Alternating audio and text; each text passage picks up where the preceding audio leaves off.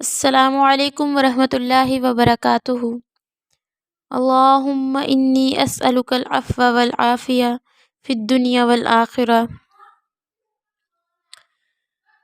جیسا کہ آپ سب جانتے ہیں کہ ہم نے اپنے چینل دعوت اسلام میں قصص الانبیاء علیہم السلام کا سلسلہ شروع کیا تھا، اور حضرت آدم علیہ السلام اور حضرت اماں حوا کا واقعہ پیدائش بیان کیا تھا مختصر۔ اللہ تعالیٰ نے حضرت آدم علیہ السلام کی پسلی سے حضرت اماں حوا کو پیدا کیا، اور اللہ تعالیٰ نے انہیں فرمایا کہ اے آدم، تم اور تمہاری بیوی جنت میں رہو اور جہاں سے چاہو خوب کھاؤ، بس ایک درخت کے قریب نہ جانا ورنہ تم ظالموں میں سے ہو جاؤ گے۔ مطلب یہ کہ اللہ تعالیٰ نے انہیں حکم دیا کہ خوب کھاؤ پیو، جنت میں سکون اور اطمینان سے رہو، صرف ایک درخت کے قریب نہ جاؤ۔ یہ بھی دراصل ایک امتحان تھا۔ اس طرح دونوں جنت میں رہنے لگے۔ ادھر ابلیس بہت بے چین تھا، وہ بہت حسد محسوس کر رہا تھا۔ آخر وہ جنت میں داخل ہوا اور ان دونوں کے سامنے گیا، پھر ان سے کہنے لگا، تم جانتے ہو تمہارا کیا انجام ہوگا؟ آخر کو تمہارے لیے موت ہے۔ حضرت آدم علیہ السلام نے پوچھا، موت کیا چیز ہے؟ اس سوال کے جواب میں شیطان نے موت کی کیفیت بتائی۔ اس کیفیت کو سن کر دونوں کو خوف محسوس ہوا۔ شیطان نے کہا، ایسے کیفیت سے محفوظ رہنے کے لیے اس درخت کا پھل کھانا ہوگا، پھر تم پر موت نہیں آئے گی۔ اسی درخت کے پھل کو کھانے سے اللہ تعالیٰ نے انہیں روکا تھا، اسی لیے حضرت آدم علیہ السلام نے اس کا پھل کھانے سے انکار کر دیا۔ اس پر شیطان نے قسم کھا کر کہا، بے شک میں تمہارا خیر خواہ ہوں۔ آدم علیہ السلام نے اس کی قسم پر اعتبار کر لیا اور اس درخت کا پھل کھا لیا۔ اس پھل کے کھاتے ہی دونوں کا لباس اتر گیا۔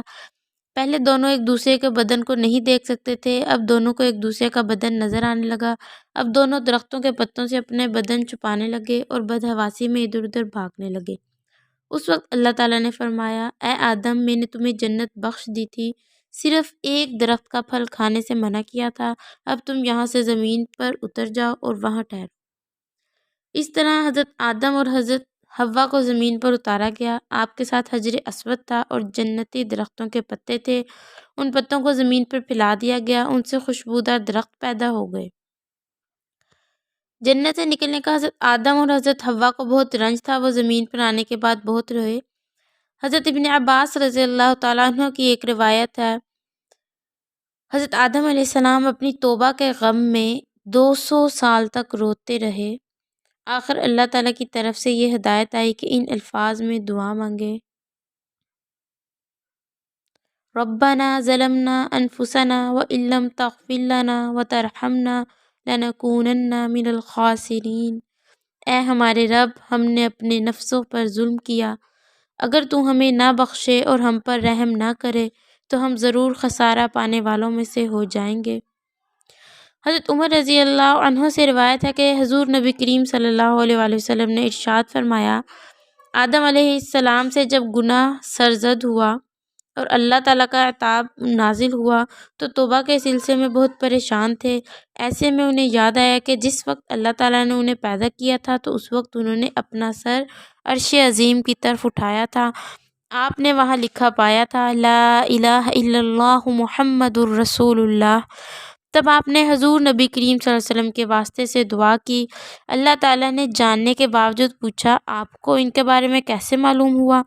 جواب میں حضرت آدم علیہ السلام نے فرمایا، میں نے پیدا ہونے کے بعد عرش عظیم پر آپ کے نام کے ساتھ ان کا نام دیکھا تھا۔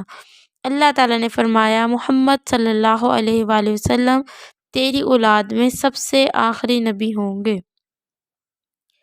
حضرت عائشہ صدیقہ رضی اللہ تعالیٰ عنہ فرماتی ہیں کہ حضرت صلی اللہ علیہ وآلہ وسلم نے فرمایا، آدم توبہ کے وقت کعبہ کے سامنے کھڑے ہوئے، پھر 2 رکعت نماز ادا کی، پھر دعا کی تو پروردگار عالم نے توبہ قبول کر لی اور فرمایا، میں نے تجھے بخش دیا۔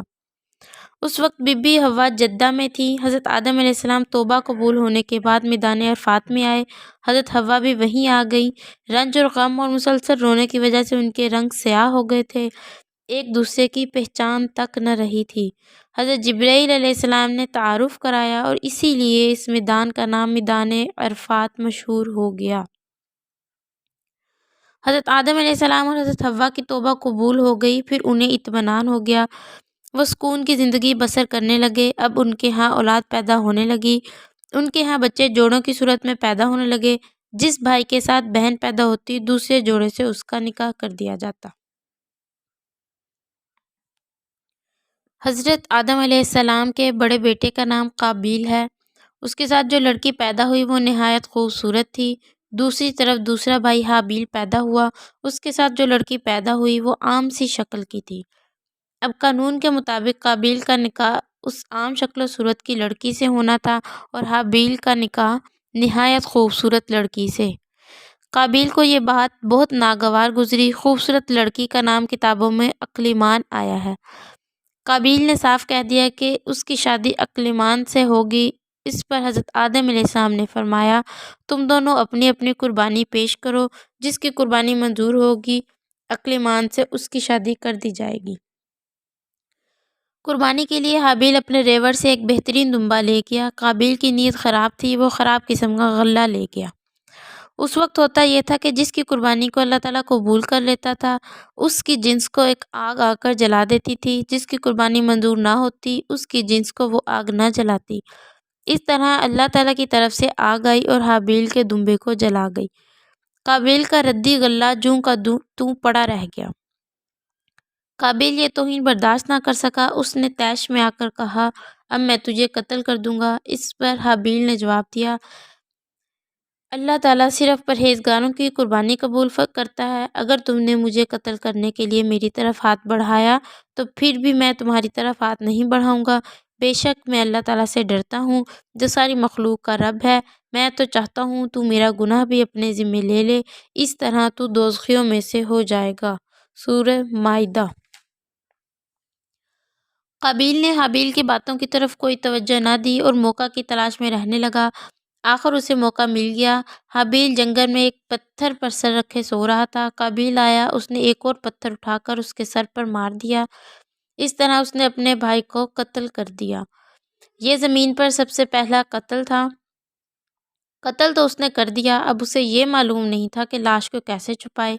اس وقت تک آدم علیہ السلام کی اولاد میں سے کوئی فوت بھی نہیں ہوا تھا۔ قابیل پریشان تھا کہ اب کیا کرے۔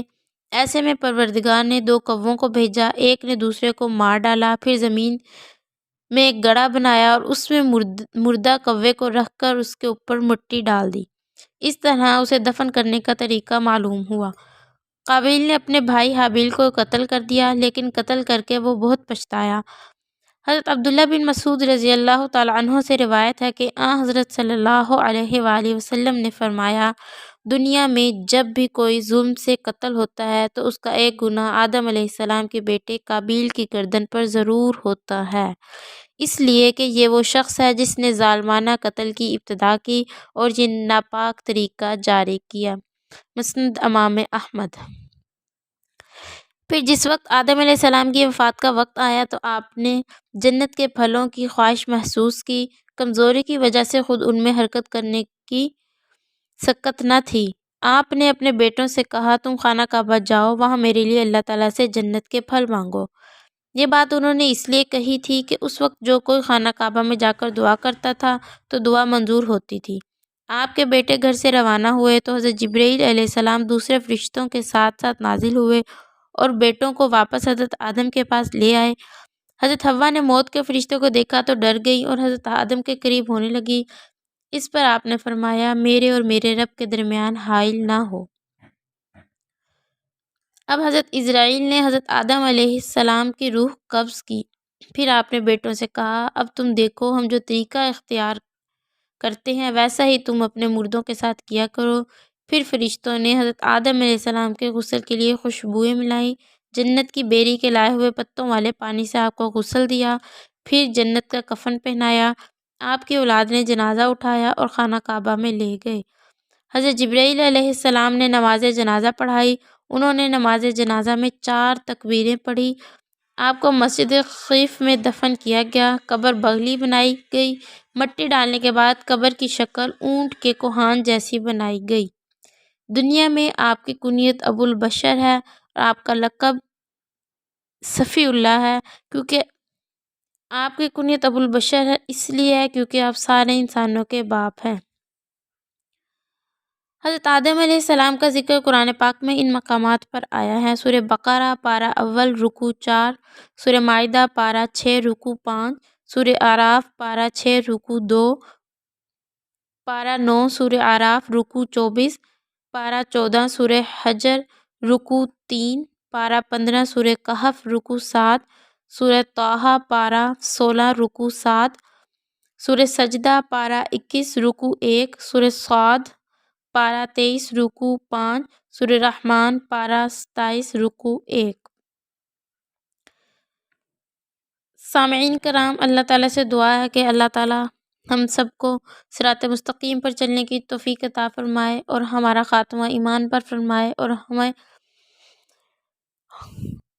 اللہ تعالیٰ آخرت میں انبیاء کرام علیہ السلام کے پڑوس نصیب فرمائے۔ اللہ سے دعا ہے کہ اللہ اس کاوش کو اپنی بارگاہ میں قبول فرمائے اور انبیاء کرام علیہ السلام جیسے جلیل القدر ہستیوں کی طفیل ہمیں بھی اپنے دین کی خدمت اور تبلیغ کی توفیق عطا فرمائے۔ آمین ثم آمین۔ ایسی مزید اسلامک ویڈیو حاصل کرنے کے لیے ویڈیو کو لائک کریں، سبسکرائب کریں اور نوٹیفیکیشنز کے لیے بیل آئیکن پر کلک کریں۔ شکریہ۔ السلام علیکم ورحمۃ اللہ وبرکاتہ۔